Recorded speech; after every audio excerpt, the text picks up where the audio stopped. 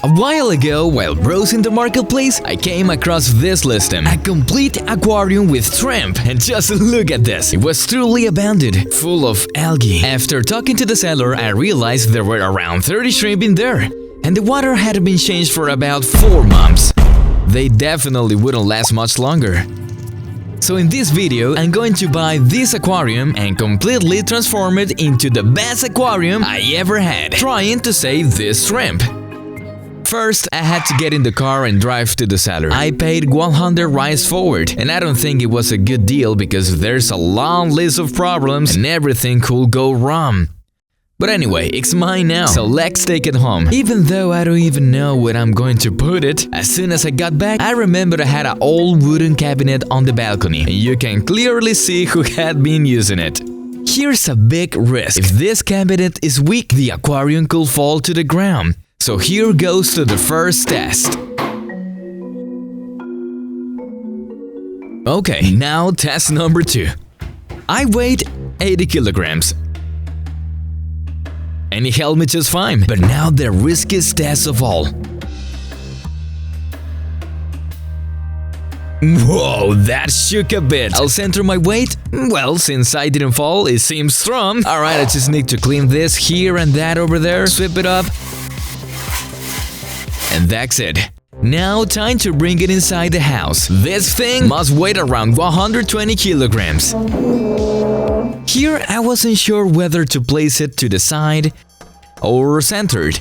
Okay, center it is. Now for the best part, filling it up. For that I'm going to use this biological booster that helps maintain the water's biology. It says 1 ml for every 10 liters. Alright, I add it to a 5-liter bucket, mix it and done.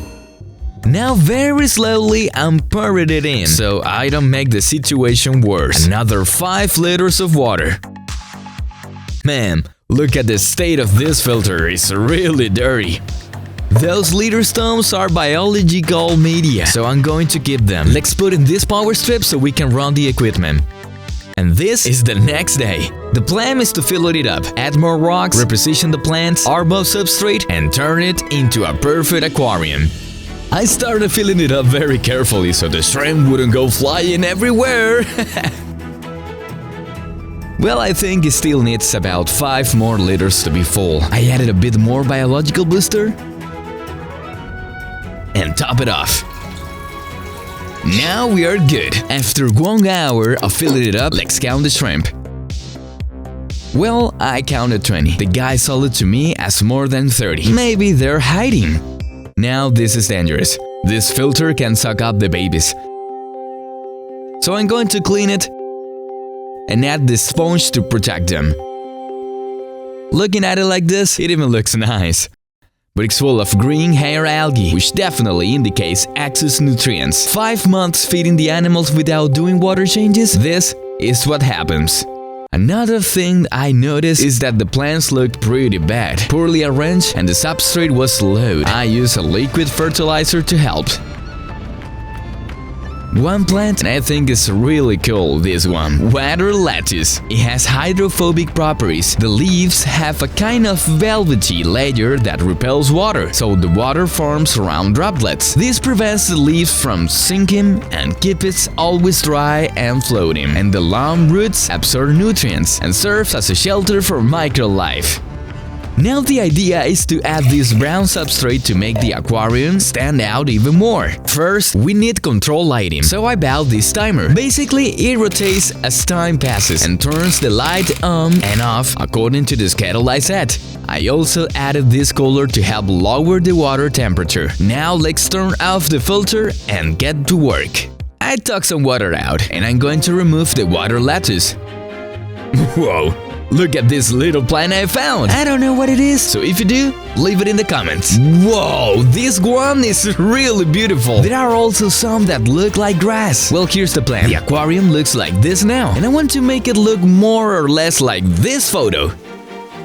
I started organizing everything, basically moving it all to the right side. Now, I'm going to add the brown substrate. Keep in mind that this substrate was already cycling another backup tank, so it already has the beneficial bacteria. I'll use this spatula to level it nicely.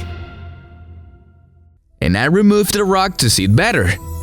I kept adding more and more substrate until this happened. The water became completely cloudy. I turned on the filter and left it.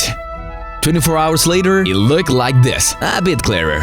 And all the plants and rocks ended up in this small backup tank. Now, it's time to decorate. Clean a bit more, and done. And now I can actually see the shrimp. There are so many! Time to add the rocks. I think this one will look great on the left side, but I need support. Maybe this rock here. And on the other side, the idea is to create two islands with a pathway in the middle. It's looking good. Still not quite what I want. I'll swap this one on the right for a taller rock. Maybe like this? Not sure. Oh wait, I think I found a nice shape.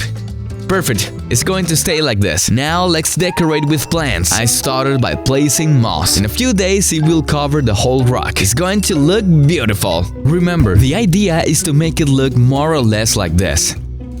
So I placed the foxtail plant in the back on the right side. And that other one, I think looks good back here on the left, behind this rock. The grass plants in the front makes it looking really nice. Now, I'll fill the front of the tank with the brown substrate. This will highlight the plants even more. It got dirty again, and even after a few hours it didn't clear. I'll have to check this filter. Whoa, it's really dirty and full of makeshift fixes. I replaced it with clean filter floss, which should already do the job. I also added another filter to help clean things up. By the way, go ahead and subscribe to the channel. 30 minutes passed. And nothing! Let's get going. I bought this white sand called dune sand, and I'm going to start creating paths. This will give an incredible highlight to the red shrimp.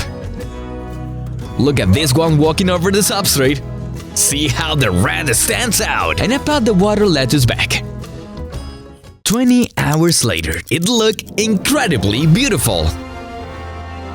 I had forgotten about this little plant. I researched it and found out it's a rock plant, meaning it doesn't stay in the sand. And here comes the curious shrimp. This one is upside down on the plant. After I added the sand, this little shrimp started eating something from it.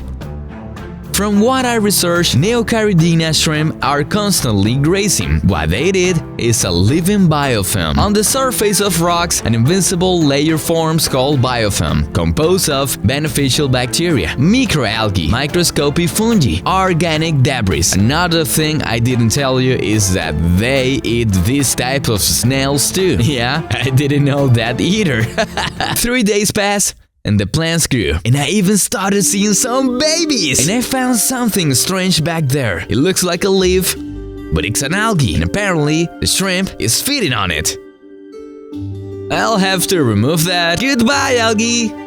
The water lettuce grew a lot, but I let it grow even more. This is the best part. I'm going to feed them for the first time. I throw the food like this, so it sinks, but it didn't work very well.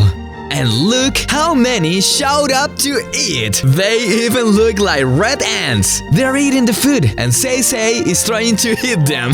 Another 14 days pass, and this is how it looks. The plants grew, the water lettuce stuck over everything, and multiplied like crazy. I have to train it, and I started removing them one by one, and left just this. If you leave too many, they block light from the other plants. And man, I don't know, but I feel like the population has increased. Fixing the pathway again to keep it looking nice. And since I know they like mulberry leaves, I added one to the aquarium. 3 days later, look at this, they devour it! Now choose your next reverse video, and I'll see you there!